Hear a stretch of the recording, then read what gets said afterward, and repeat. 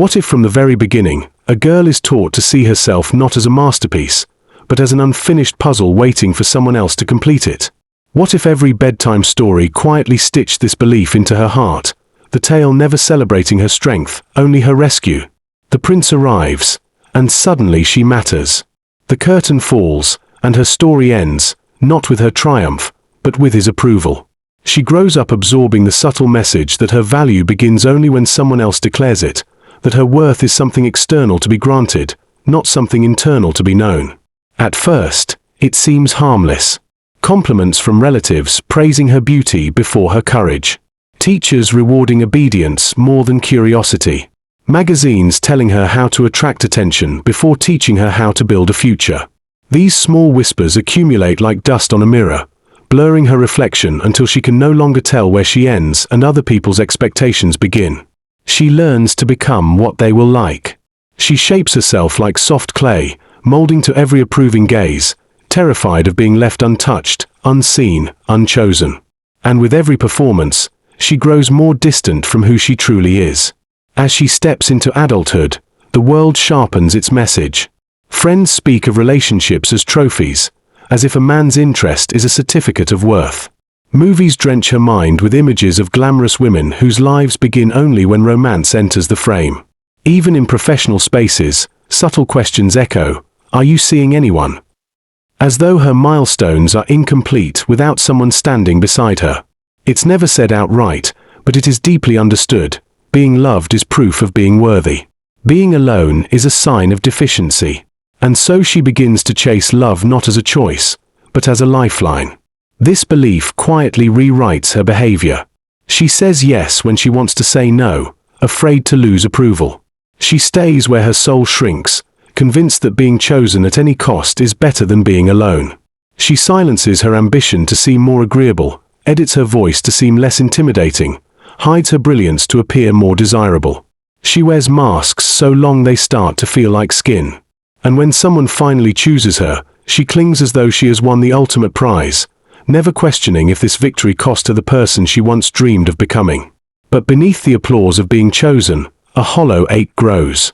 It shows up late at night when the world is quiet and she wonders why, despite being loved, she still feels invisible. It whispers during conversations where she laughs on cue while her spirit stands far away, longing to be known. Because the truth is brutal, attention cannot substitute for identity. Being chosen cannot replace becoming.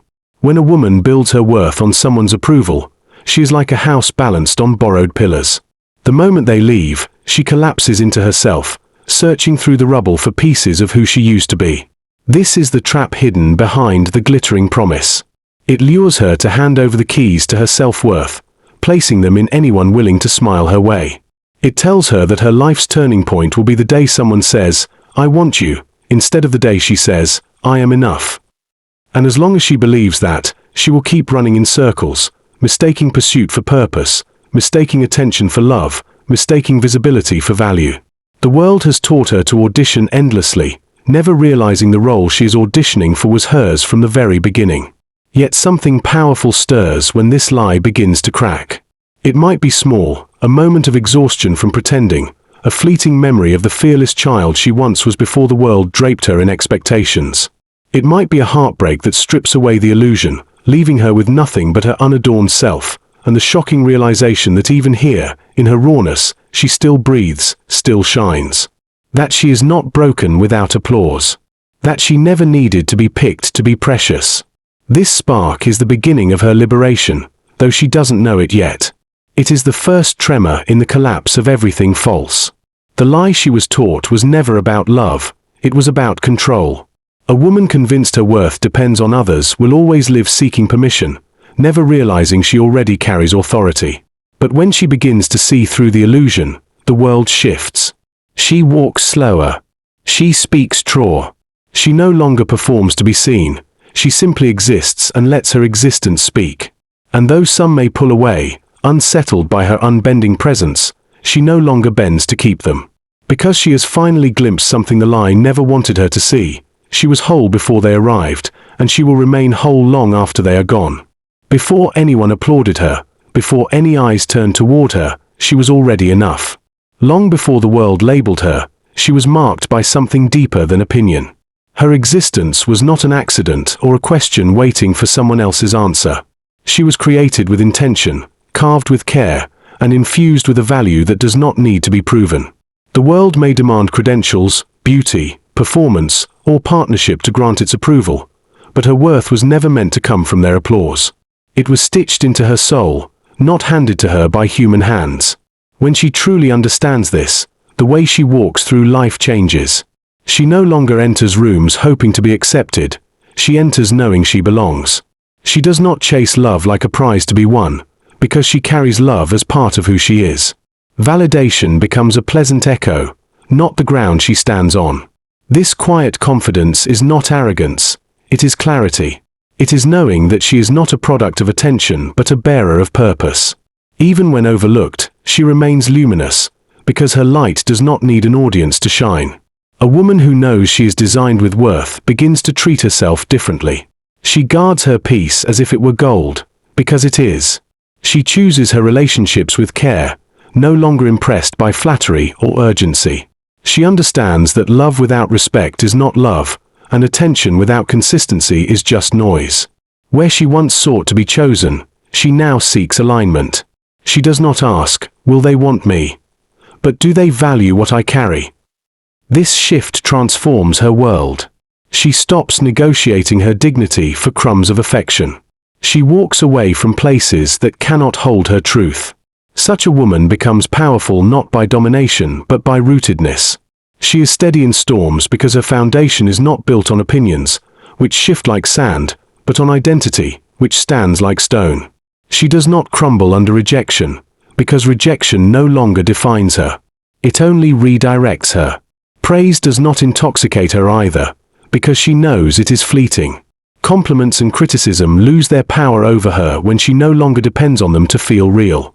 She is no longer a mirror reflecting other people's approval. She becomes a window revealing her own light.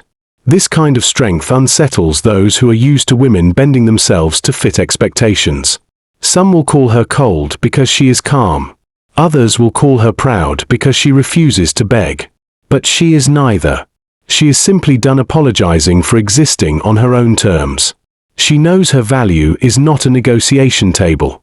It does not rise or fall based on who sees it. It is constant, like the sun behind the clouds, hidden sometimes, but always there, always blazing. Because she no longer depends on being chosen to feel worthy, she becomes able to choose. She chooses who gets her time, who earns her trust, who is safe enough to be close. Love becomes something she gives from fullness, not something she hunts to patch emptiness. This makes her dangerous to those who thrive on control. They cannot manipulate what they cannot diminish. They cannot own what they did not create. Her self-worth becomes a shield, and it protects her not by making her hard but by making her whole. There will be moments when the world tries to convince her otherwise. Times when silence surrounds her, when it seems no one sees her effort, when loneliness knocks at her door like a reminder of old fears. But even then, she does not collapse. She may rest, but she does not retreat into old patterns. She knows that being unseen does not mean being unworthy, and being alone does not mean being incomplete. She is not waiting for someone to arrive to make her valuable. She is valuable while waiting, valuable while walking, valuable even when no one is watching. This realization reshapes her vision of love itself. No longer does she see relationships as the crown on her identity. They are not the source of her worth. They are the fruit of her wholeness. She seeks a partner not to complete her, but to walk beside her as two complete souls building something greater together. She does not collapse into someone else. She stands beside them. And if love never comes wrapped in the form she once imagined, she will still stand radiant, because love was never the proof of her value. It was always the overflow of it. Her journey is not about becoming enough, but about remembering she always was. When she stands in that truth, she no longer fears being left, forgotten, or unseen. Those are just shadows passing through the edges of her light. What is real stays. What leaves was never meant to carry her worth anyway. She is no longer chasing crowns. She is building kingdoms. Not to prove herself, but because she finally knows what she is made of, and it is more than enough. There is a quiet danger in living for applause. It teaches you to disappear while everyone is watching. When a woman builds her identity around who approves of her, she begins to exist only in reflections, never in her own form. Every word she speaks is filtered through the question, will they like me for this? Every step she takes is measured by how many eyes are following. She becomes fluent in pleasing, yet illiterate in her own desires. The tragedy is that while the world seems to celebrate her, she is vanishing inside the performance. At first, it seems harmless, just small compromises to stay accepted. She laughs at jokes that bruise her spirit, stays silent when her voice burns to speak, wears clothes that feel like costumes because they earn nods of approval. But each choice chips away at her center. Slowly, she forgets what her unfiltered laughter sounds like, what her unguarded thoughts even are. She no longer chooses from passion but from fear, fear of disapproval, fear of being alone, fear that without someone else's validation, she is nothing.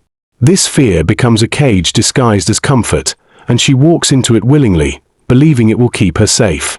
Over time, the cost becomes heavier. She remains in relationships that drain her because the pain of abandonment seems worse than the pain of staying. She edits her personality to remain desirable, shifting like a chameleon in hopes that no one notices how tired she is from constantly changing colors. Even her dreams are reshaped, not by what ignites her soul, but by what might impress others.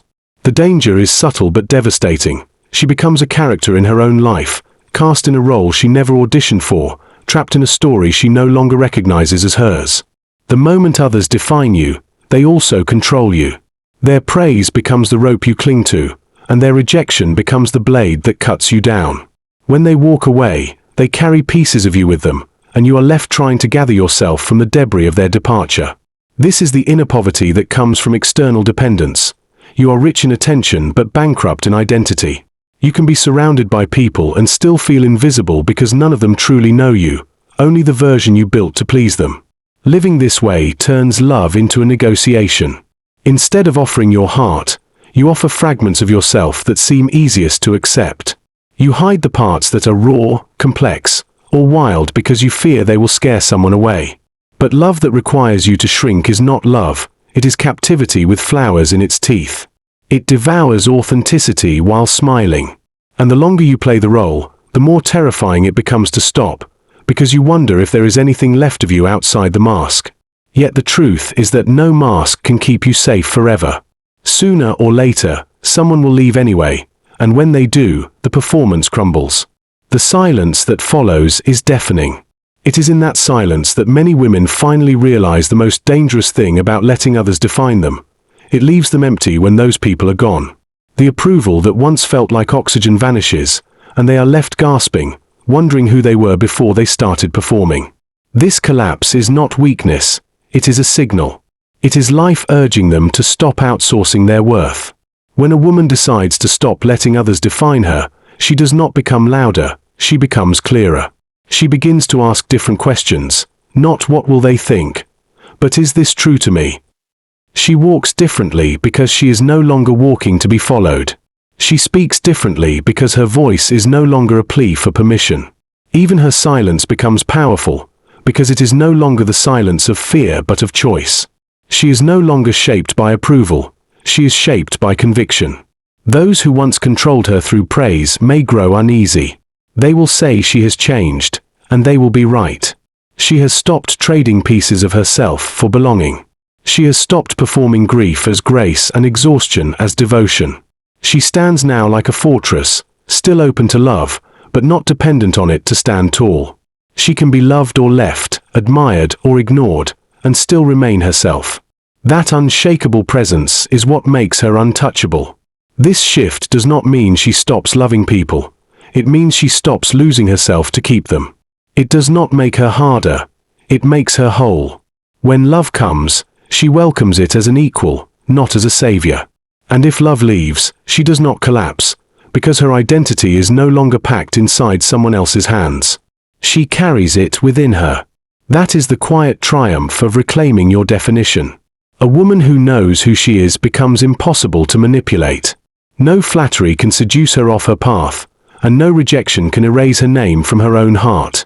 She does not need to prove her worth, she only needs to protect it. And as she moves forward, she does not shout her freedom. She simply lives it, authentic, anchored, and finally beyond reach of anyone who would try to define her again.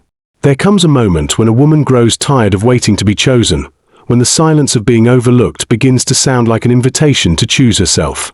It does not happen with fanfare. It happens quietly, like dawn slipping over a dark horizon.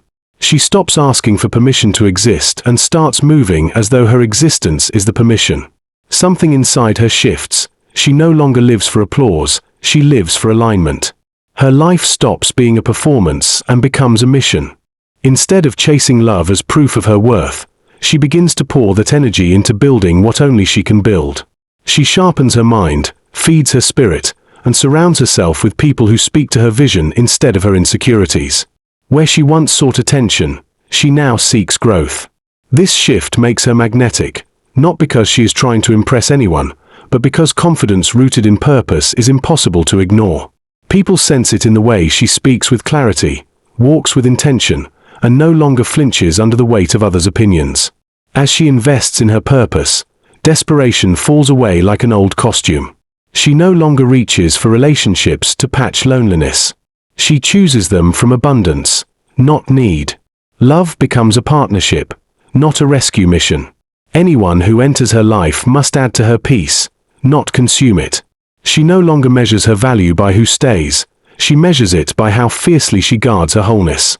This is what makes her unforgettable, not her beauty, not her charm, but her refusal to abandon herself for anyone. Her presence changes the atmosphere around her. In rooms where she was once overlooked, she now commands quiet respect without demanding it.